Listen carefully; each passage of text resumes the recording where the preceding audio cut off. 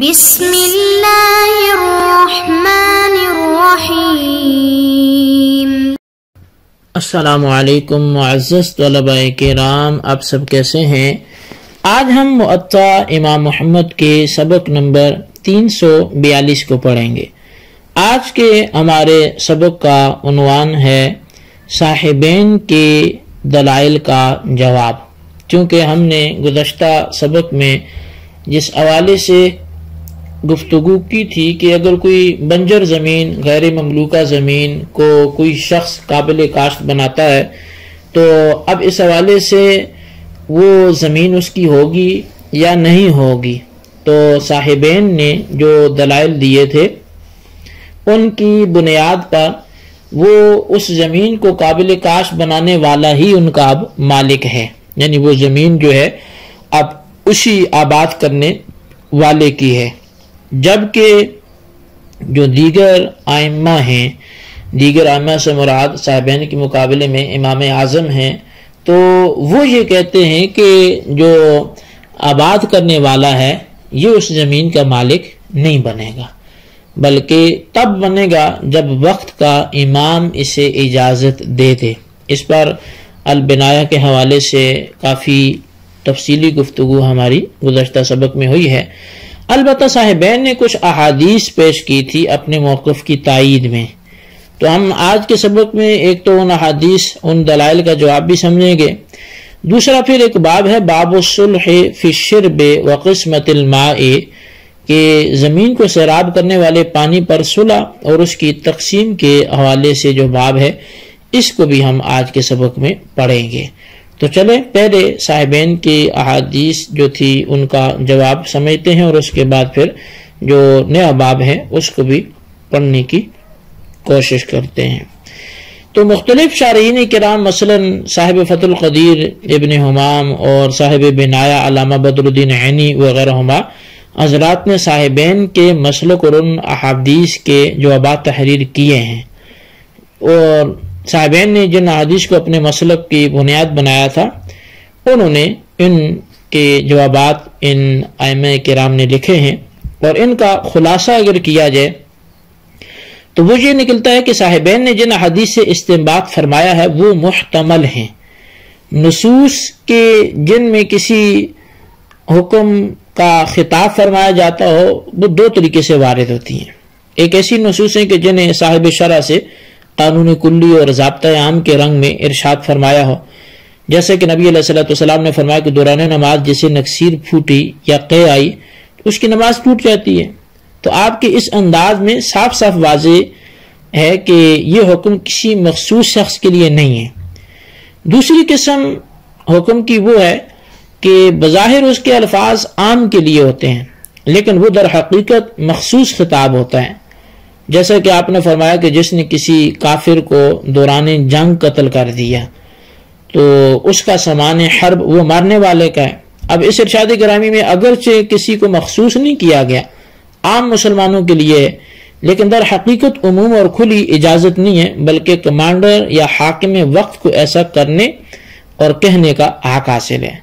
اور اگر نہیں کہتا تو کوئی مسلمان مجاہد اپنے طور پر اس حدیث کے سامنے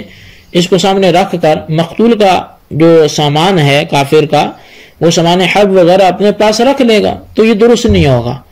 اگر اسے درست سمجھا جائے تو مال غنیمت کا معاملہ سرے سے ہی اٹھ جاتا ہے۔ یہی وجہ ہے کہ حضرات فقہائے کرام نے فرمایا کہ حدیث مذکور وہ صرف مسلمان مجاہد کے جوش دلانے اور بہادری پر ابھارنے کے لیے ایک طریقہ ہے۔ اسی طریقے کے ضمن میں بنجر زمین کو آباد کرنے کا حکم ہے، گویا حاکم وقت عوام کو اس بات پر ابھارنا چاہتا ہے کہ زمین بیکار نہ رہے اور اسے جو بھی آباد اور قابل کاشت بنائے گا وہ اس کی ہوگی، یہ نہیں کہ آج خود ایسا کرنے والا حاکم کی اجازت کے بغیر خود بخود مالک بن جائے گا۔ تو صاحبین کے قول اور اس حدیث کی تعویل ہو گئی، لیکن اس کے مقابل امام اعظم امام ابو حنیفہ رضی اللہ تعالیٰ عنہ کے جو دلائل ہیں وہ تعویل کو قبول نہیں کرتے، اس لیے فقہائے احناف نے صاحبین کے مذہب کی بجائے امام اعظم امام ابو حنیفہ رضی اللہ تعالیٰ عنہ کے مسلک کو قبول اور منظور کیا اور اسے ہی راجح بنایا۔ اچھا، بعض حضرات نے صاحبین اور امام اعظم کے اقوال میں تطبیق بھی دی ہے، وہ چونکہ صاحبین کی پیش کردہ حدیث کہ من احیا اردن فہیا لہو، من احیا اردن میتتن فہیا لہو، کہ اس میں محض سبب کا ذکر کیا گیا جس کے باعث اس پر ملکیت کا حکم مرتب ہوگا. باقی رہی یہ بات کہ حکم کا ترتب امام کی اجازت سے مشروط ہوگا، اس کا ذکر تو اس حدیث میں ہے ہی نہیں ہے، یہ اس کے خلاف بھی نہیں ہے، کیونکہ اجازت امام سے ملکیت کا اس بات بھی تو اسی شخص کے لیے ہوگا جس نے زمین کو کاشت کے قابل بنایا. تو بغور دیکھا جائے تو صاحبین کی پیش کردہ حدیث میں سبب ملکیت ہے، اور امام اعظم ابو حنیفہ کی پیش کردہ حدیث میں ثبوت ملک کی دلیل ہے. وہ جو ہے فتح القدیر میں جو ہے وہ بات کی گئی کہ زمین بنجر جو ہے اس کو قابل کاشت بنانے والے کے لیے صرف وہی زمین بطور ملک ملے گی جو امام اپنی خوشی سے اسے عطا کرے گا. تو اب دونوں اقسام کی حدیث کو ملانے سے یہ نتیجہ نکلے گا کہ جس شخص نے کسی بنجر زمین کو قابل کاشت بنایا وہ اس کا مالک بن سکتا ہے، شرط یہ ہے کہ امام کی رضا اور اس کی خوشی سے اسے یہ چیز ملے. اب محمد بن عبداللہ نامی حضرت عمر بن خطاب رضی اللہ تعالی عنہ کے حوالے سے یہ بات آتی ہے کہ محمد بن عبید اللہ بن سعید ابو عون ثقفی کو، یہ کوفی تابعی سے حضرت امام طحاوی روایت کرتے ہیں کہ محمد بن عبید اللہ نے بیان کیا کہ ایک شخص بصرہ سے ابو عبداللہ نامی یہ حضرت عمر بن خطاب رضی اللہ تعالیٰ عنہ کے پاس آئے اور کہنے لگا کہ بصرہ میں کچھ زمینیں ایسی ہیں جس کا کسی کو کوئی نقصان نہیں ہے اور نہ ہی وہ خراجی زمینیں ہیں، آپ چاہیں تو مجھے عطا فرما دیں، میں اس میں کانے اور زیتون کی کاشت کروں گا. تو حضرت عمر رضی اللہ تعالیٰ عنہ نے حضرت ابو موسیٰ اشعری رضی اللہ تعالیٰ عنہ کی طرف لکھا کہ اگر مذکورہ زمینیں چراگاہ ہے یعنی کسی کی ملکیت نہیں ہے تو اس شخص کو دے دو. آپ غور فرمائیں کہ حضرت عمر رضی اللہ تعالیٰ عنہ نے اس شخص کو خود بخود لینے اور قابل کاشت بنانے کا حکم نہیں دیا اور نہ ہی اس کی ملکیت قرار دیا. یہ تب ہوا جب خلیفہ کے حکم سے الگ سے الاٹ کی گئی. تو اب اگر اذن امام ضروری نہ ہوتا تو حضرت عمر فاروق اعظم رضی اللہ تعالیٰ اس کو فرما دیتے کہ تجھے میرے پاس آنے اور اسے الاٹ کرانے کی کیا ضرورت تھی، جاؤ اسے اپنی گرفت میں لے لے اور اسے قابل کاشت بنا اور اس کا مالک بن جا. آپ کا یہ نہ کہنا اس بات پہ دلالت کرتا ہے کہ حضرت عمر رضی اللہ تعالیٰ عنہ کے نزدیک بنجر زمین کو قابل کاشت بنانا اور اس کی ملکیت کا اسے حاصل ہونا یہ اس وقت تک نہیں ہوگا جب تک امام اس کی اجازت نہیں دے دیتا. اس کے علاوہ علامہ عینی رحمۃ اللہ علیہ نے اسی مقام پر ایک اور حدیث جو امام اعظم امام ابو حنیفہ رضی اللہ تعالیٰ سے مروی ہے وہ بھی لکھی ہے، اور وہ جو ہے مسلم اور بخاری کی اس روایت کو امام اعظم نے اپنی دلیل بنایا جس میں ہے کہ نبی کریم صلی اللہ علیہ وسلم نے فرمایا کہ چراگاہ یعنی جس زمین کا کوئی مالک نہ ہو اللہ اور اس کے رسول کی ہوتی ہے. چراگاہ بہرحال زمین ہی ہوتی ہے. اس سے معلوم ہوا کہ زمینوں کی ملکیت دینا یہ ائمہ وقت کے اختیار میں ہے، کسی اور کو اس کا اختیار حاصل نہیں ہے. تو بہرحال ان تحقیقات سے معلوم ہوا کہ صاحبین رضی اللہ تعالیٰ عنہما کی پیش کردہ احادیث اور ان کا موقف وہ مؤول ہے، لیکن امام اعظم امام ابو حنیفہ رضی اللہ تعالیٰ عنہ نے جو احادیث پیش کی، جو روایات پیش کی، تو وہ بالکل موقف ان کا جو ہے بالکل واضح اور غیر مؤول ہے. یہی وجہ ہے کہ فقہاء احناف نے امام اعظم امام ابو حنیفہ رضی اللہ تعالیٰ عنہ کے قول کو مفتہ بھی قرار دیا. اسی پر عمل ہے کہ بنجر زمین کو قابل کاشت بنانے والا امام وقت کی اجازت سے ہی مالک بنے گا، بشرطے کہ وہ غیر آباد زمین جو ہے وہ شہری آبادی سے دور ہو اور پہلے سے کسی کی ملکیت میں نہ ہو. تو یہ تھا حاصل کلام امام صاحب کے موقف کی حقانیت پر اور صاحبین کے دلائل کی کمزوری یا اس کے وجہ مرجوح ہونے پر. تو اب ہم بڑھتے ہیں جی دوسرا جو ہمارا آج کا باب ہے اس کی احادیث کی طرف. باب کا نام ہے باب الصلح فی الشرب و قسمت الماء، کہ یہ باب ہے زمین کو سیراب کرنے والے پانی پر صلح اور اس کی تقسیم کے بیان میں. امام محمد رحمۃ اللہ علیہ حدیث پاک لکھتے ہیں کہ اخبرنا مالک اخبرنا عبداللہ بن ابی بکر ان رسول اللہ قال فی سیل محظور و مزینب یمسک حتی یبلغ الکعبین ثم یرسل الاعلی علی الاسفل۔ امام محمد فرماتے ہیں کہ ہمیں امام مالک نے عبداللہ بن ابو بکر سے خبر دی کہ رسول کریم صلی اللہ علیہ وسلم نے محظور اور مزینب کے بارے میں فرمایا کہ ٹخنوں تک پانی بھر کر نچلی زمین والوں کے لیے چھوڑ دیں۔ تو اب قال محمد، امام محمد رحمۃ اللہ علیہ اس کے حوالے سے فرماتے ہیں وَبِهِ نَأْخُذُ لأنه كان كذلك الصلح بينهم لكل قوم واصطلحوا واسلموا عليه من عيونهم وسيولهم ونهارهم وشربهم۔ فرمایا کہ امام محمد رحمۃ اللہ فرماتے ہیں کہ ہمارا یہی مذہب ہے اس لیے کہ ان کے درمیان صلح کا طریقہ یہی ہے۔ ہر قوم کی ایک خاص عادت ہوتی ہے جس کے مطابق وہ اپنی زمینوں میں چشموں، نہروں اور بارش کے پانوں میں رویہ اپناتے ہیں۔ تو فرمایا کہ اخبرنا مالک اخبرنا عمرو بن یحیی عن ابیہ ان الضحاک بن خلیفۃ ساق خلیجا له حتى النهر الصغير من العريد فأراد أن يمر به في أرض لمحمد بن مسلمة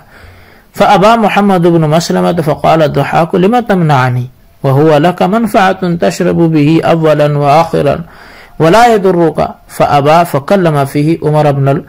الخطاب فدعا محمد بن مسلمة فأمره أن يخلي سبيله فأبى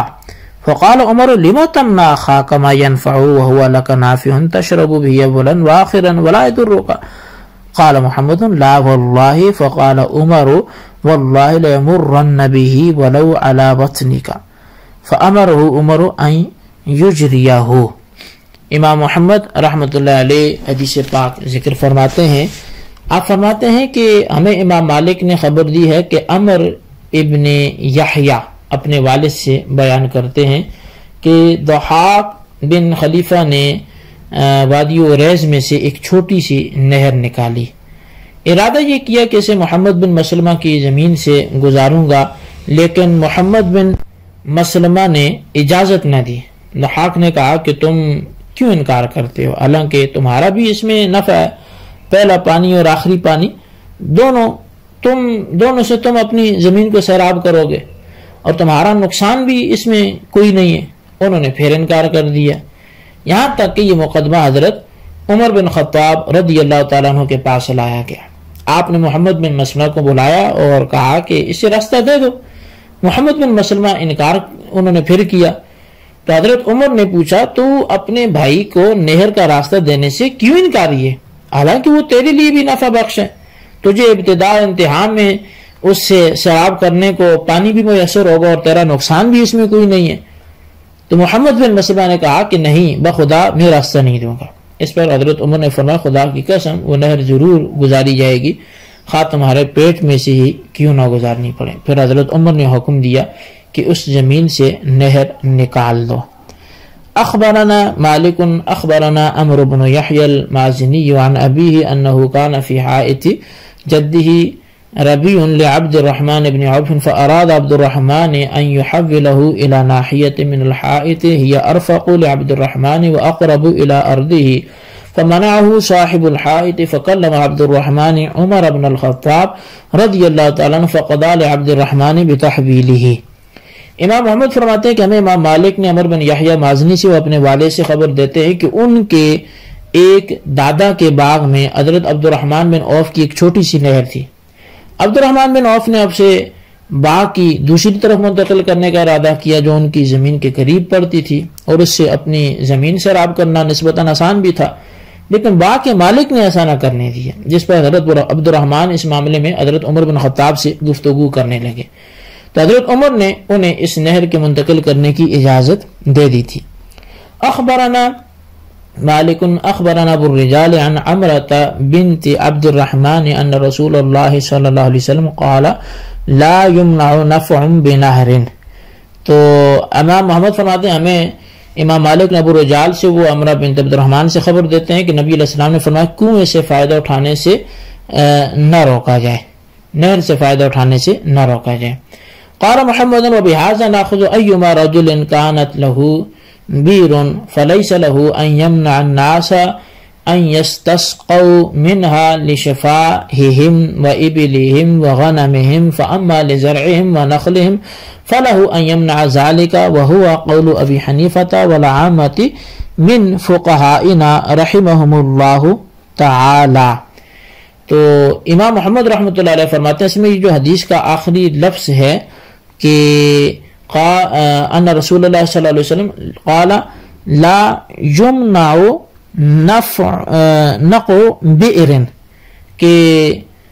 یا نفع بئر یہ بے نہر نہیں ہے، کہ فرمایا کہ کنویں سے فائدہ اٹھانے سے نہ روکا جائے. تو اس پر امام محمد فرماتے ہیں کہ